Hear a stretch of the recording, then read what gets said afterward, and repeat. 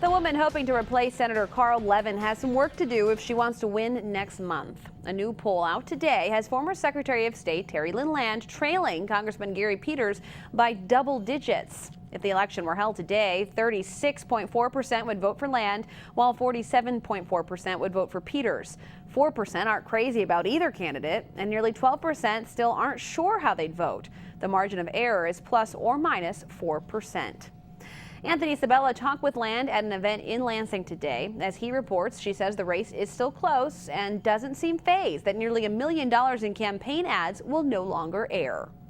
What's your plan to win those voters over? Well, first of all, we always knew this race was going to be close. You think this is still a pretty close race?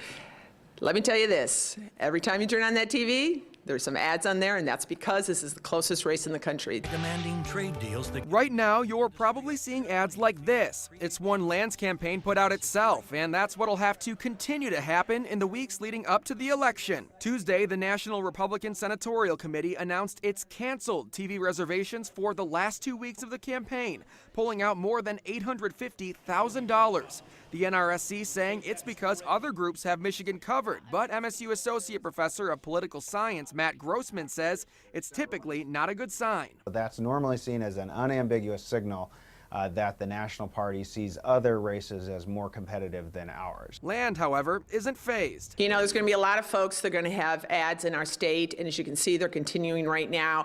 Those groups make their decisions on their own. And despite trailing in some polls by double digits now, Grossman says anything can happen in the next month. There is a chance because, even leads of 8 or 9 points can change and have in the past in some races. It's just rare. Anthony Sabella, Fox 47 News. We spoke with Gary Peters' campaign today. Spokeswoman Haley Morris said she's feeling confident, and the numbers and recent news about pulling ad money show that Peters has the momentum.